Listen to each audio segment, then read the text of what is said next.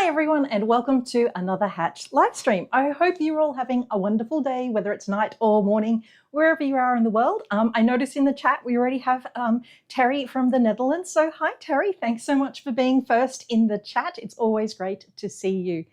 As always, let us know where you're coming in from. It is so fun to see all of the names popping up from around the world and seeing everyone coming in to talk all things embroidery with us. It's been lots of fun seeing all of that. So let's keep that rolling. As always, there is so many things happening here, and I've got a big list of things we're going to go through today.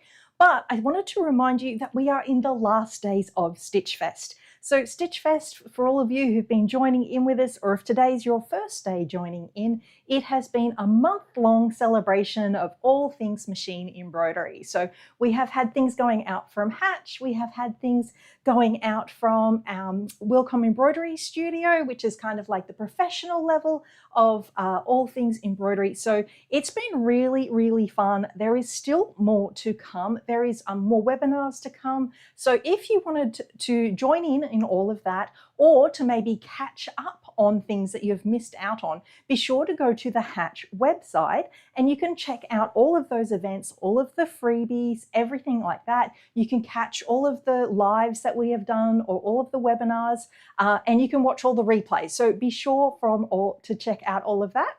And hello to people from Pennsylvania and from London. Thanks so much for coming in. I can read Bill's name from Pennsylvania, so thank you for coming in. That's lots of fun. And London, that must be a crazy time for you right now. So thank you very much for spending your time with us today. One of the things that you need to know about StitchFest ending is all of the deals will soon be going away. So this is our biggest deal saver that you can get for StitchFest throughout the year. So be sure that you want to make sure that you I've lost all my words already. Make sure you take advantage of all of those deals and make it happen. So that is really great for you all. Jump on in and take advantage of all those deals. There is something for everyone, whether you already own Hatch or whether you're new to Hatch. So you can jump in, put in what kind of user you are, and you will find lots of things working for you there.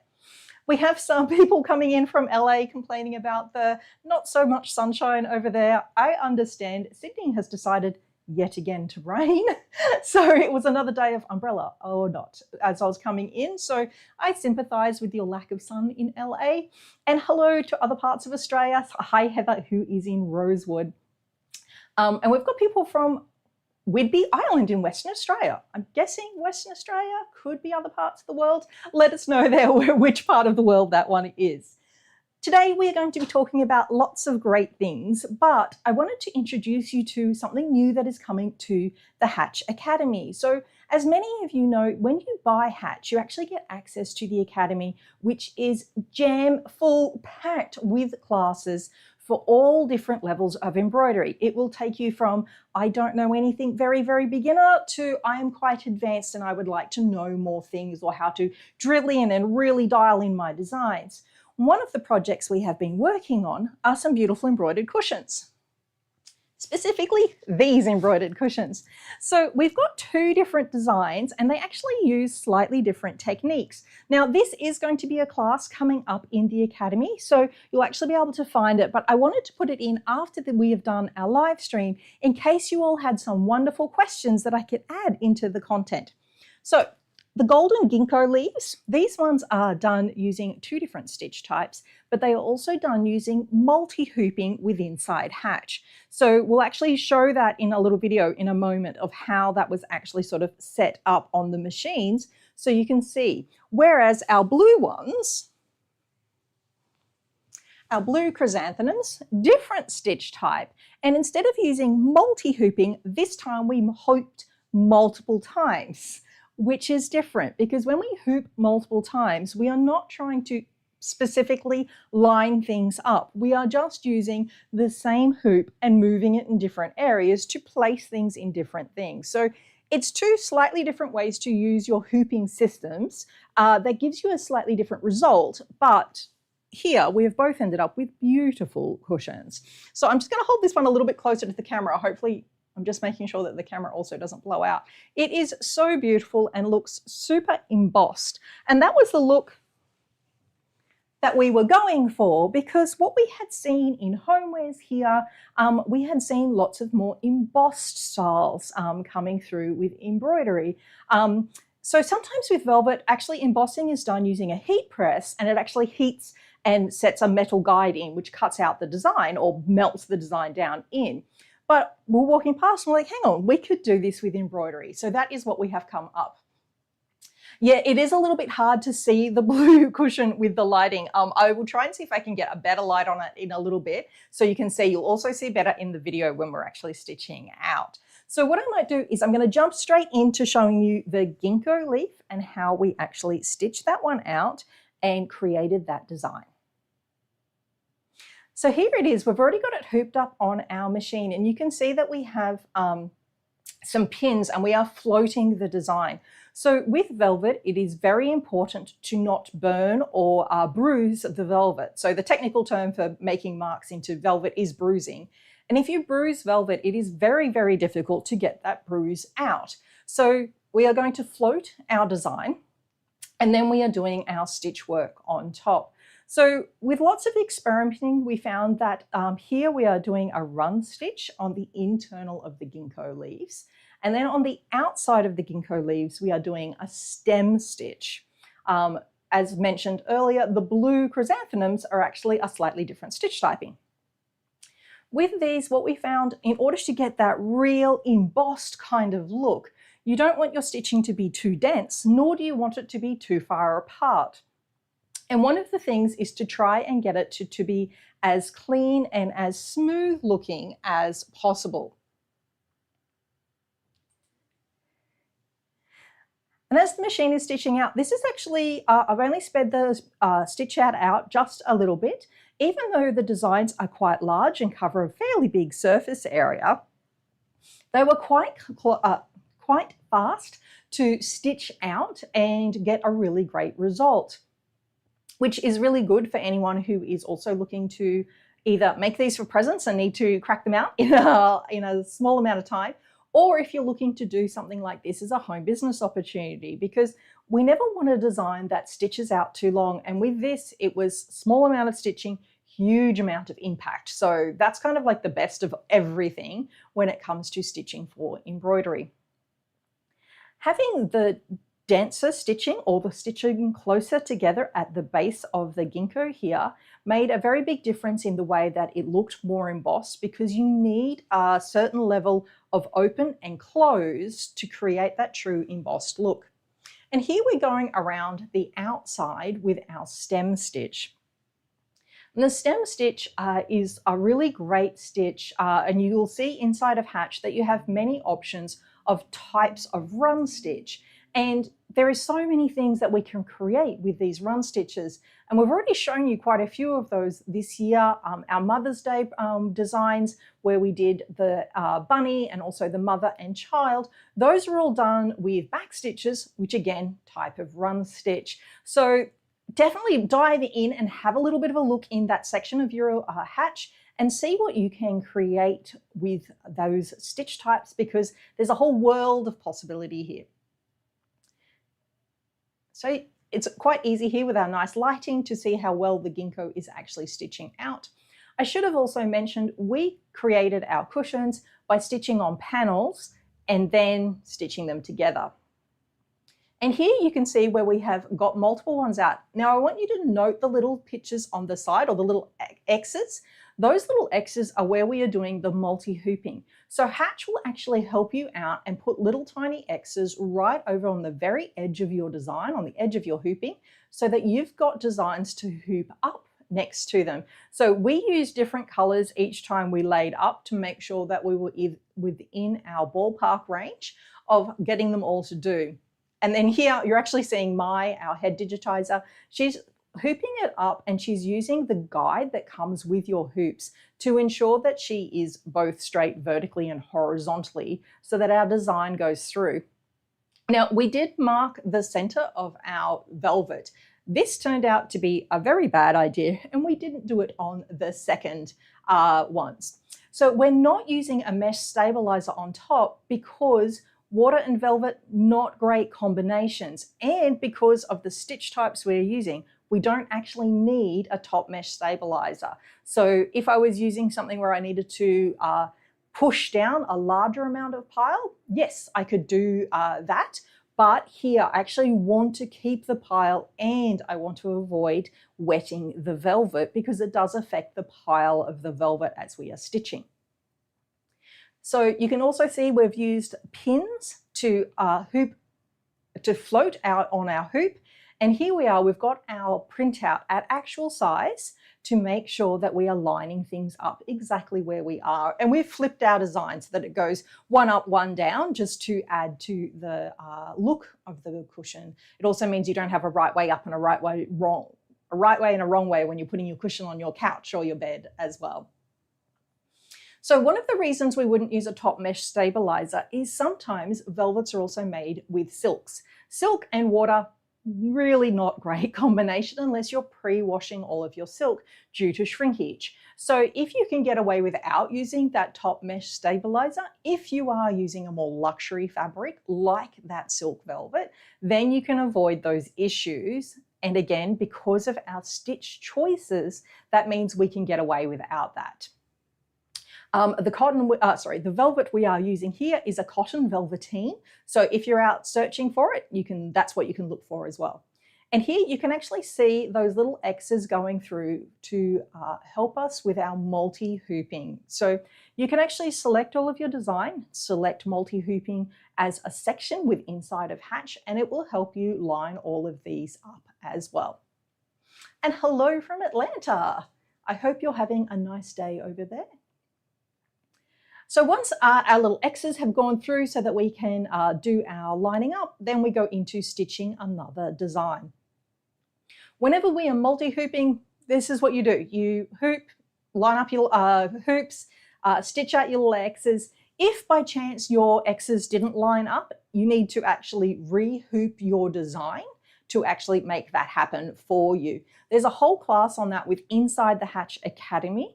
So when we put this class about specifically doing the velvet into the academy, we're going to point you towards that multi-hooping class as well so that you can actually see how that is done and how to set that up within your own system, because you can actually customize it to your hoops and machine size so that you can hoop up depending on all of that. Now I can see some of the chat coming through. Did anyone else have any questions about stitching on velvet or anything like that? Hopefully, if you've got questions, please just throw them on in so that we can keep answering them as much as possible, or point you towards the correct academy class that would help you out to learn that section as well. One of the things when we were experimenting with all of our velvet, in order to get a very true to embossed look, one of the key points was making sure that your stitch colors were perfect. So we tried so hard, and I've got to put this right down to the skill of my choosing out thread colors. She did so well in choosing the exact same colors. And I know a few people have said, oh, it's a little hard to see with the lighting. But when you see them in real life, it looks so plush because you can't actually see that stitching type.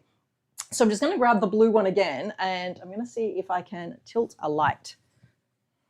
It's probably the worst thing to do during a live in case it all goes wrong, but you know, we live and learn. So there you can actually see the stitch type a little bit better, and you can see the type of stitching. But all week people have been coming up and like patting the cushions because they've been enjoying the texture of them so much, and it really is a very lovely one. I'm just tilting that light away, otherwise it's a little bit glary for me. We're going to have more photos of these going up on socials and things as well, so there'll be many more times to check them out. And as I mentioned, we did make ours as panels and then stitch them together. For the design, particularly of the ginkgos, where they are quite large, what we have actually done is we got them to go bigger because we were doing them that way. If you were doing it on a pre-made cushion and you didn't want to unpick the cushion in order to do all of that. Sometimes the multiple hooping option, which we're about to show in the blue cushions, is actually a little bit easier to fit inside a pre-made cushion because of the way you can line it up. You can do it with the multi-hooping, but some people do find it a lot easier to use multiple hoopings to actually achieve that. So I'm going to show you through on the blue and we can go from there and see what we all think of that one.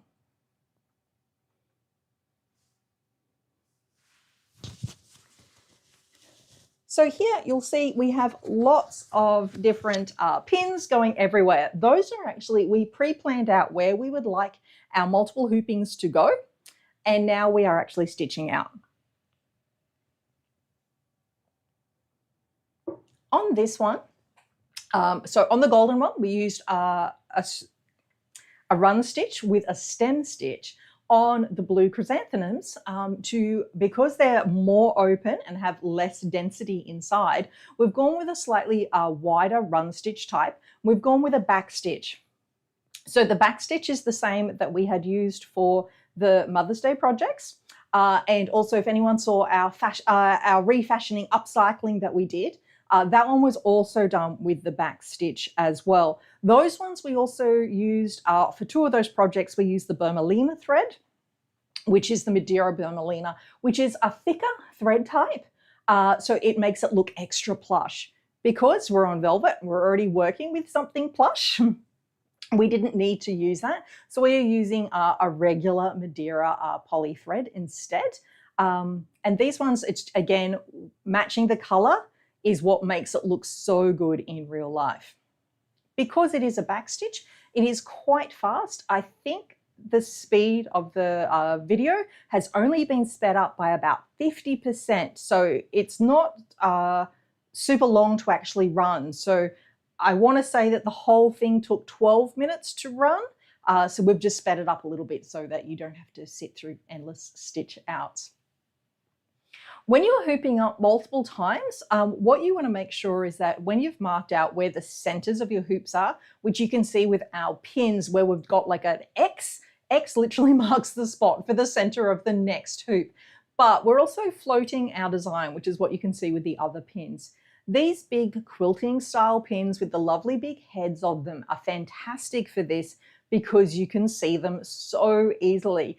Regular steel dressmakers pins which don't have a plastic head on them, much harder to see. I actually find them harder to float with as well because they're not as long. So if you are doing lots of floating projects or looking to do this beautiful velvet project, do have a look and see if you can get some quilting pins. They're a little longer, they have these lovely big plastic heads, and they just make it a little bit easier for you to stitch out and float so that you don't bruise that beautiful velvet. With the chrysanthemums, we have done 3 different designs of the chrysanthemum, and we have kind of spiraled them around the cushions. They're not in any particular order, just what visually look good within it. And here you can see us setting up to do another one.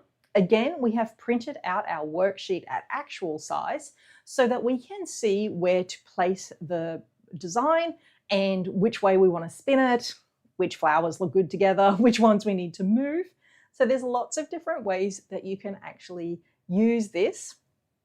And these guides that come with your hoops are so great. You can see how well the pins, our little X marks the spots there on the underneath of the plastic. You can see how well we're using those to line up that hoop so that we can float everything underneath. Our stabilizer for this project is a very nice sturdy cutaway stabilizer. A tearaway stabilizer would be way too lightweight on this and would affect the way that the velvet moves. So we've used a very, I was going to say heavy duty, but that is the incorrect word. We have used a mid to heavyweight cutaway, and then underneath, once the design are cut out, we've actually cut it away on the design. And we've got some more people saying hi from Whidbey Island. Hello, welcome to the live stream. I hope you're having a great day where you are. Again, we're showing you lining up with our multiple hoopings. And with the multiple hoopings, as I said, These ones, you can be a little bit out. You don't have to be as precise as you do when you are doing multi-hooping because you're deciding how close or how far away you want things to be, which makes it a little easier for you. And if it's your first time kind of working out how to add multiple designs to the same garment, homewares, even tea towels, anything like that, having the chance to do multiple hoopings makes it a little easier for you because you can actually smooth that out and you're not under as much pressure for it to be super, super precise. And hello to Canada, to Alberta, Canada. Welcome. I hope you're enjoying StitchFest and all of the things for the live stream. So when you're doing multiple hoopings, you can also do things like I have done with my sleeves here. So I stitched my sleeves before I put them into my dress. And I actually deliberately made them not match on either side because I was like, if they're out by just a little bit, whenever I stand straight, I'm going to be so annoyed by the fact that they don't line up. So I actually deliberately made it so that they were out of sync with each other so that I got a better result on my garment and it took a little bit of that pressure out of it. So if you're trying this out for the first time, maybe deliberately do that. Give yourself a little bit of leeway with that before you build up into multiple hoopings or using multi-hooping to get everything super precise and lined up. Now, as I said, you can learn many of these things in the Hatch Academy. The Academy also comes as an app. With the app, it comes on Google Play and the App Store, and you can learn anytime, anywhere. I find it great. You can look up things. Sometimes I'll actually be looking up things while my machine is stitching out so that I can learn to see what I'm doing next or be like, oh, I want to do this. How do I get this back? Hello to Minnesota. I'm so glad you have sun today. We certainly don't here in Sydney. So definitely go get your Hatch Academy. But if you have a Hatch, you have access to the Academy. So you can log straight in from the website or from within your software. If you are doing the 30-day trial, you also get access to the Academy, but you may not get access to all of the Academy. So full access to all of the courses and projects and everything, those tend to come once we have actually purchased Hatch. So if you're on your 30-day trial and you're really loving it, but you want to learn more and you want to keep going with Hatch, do take advantage of those great StitchFest deals and make sure that those are all coming through and you get advantage of the great savings happening there as well. If you are already a seasoned Hatch user and you just wanted to know a little bit more about the technicalities of how your program works, you can also use the user guide. The user guide is a printed out guide. So for everyone who already has Hatch, your guide is included as a digital format inside your purchase. If you would like a printed version of that, you can also order that from your local Amazon and you will get a printed book come to you. That book is rather hefty. It's definitely textbook kind of size, but a lot of people love having an actual textbook that they can write notes in and add sticky notes to. So if that's you, definitely think about doing that kind of user guide because it makes it a lot easier for you if you learn by reading as opposed to watching things. Okay, it looks like I've talked a little fast today. always a problem for me. But what I'm going to do is, does anyone have any extra questions about StitchFest, about stitching on the velvet, or any extra things about the Academy and Hatch in general that I can help out with and answer while I'm here?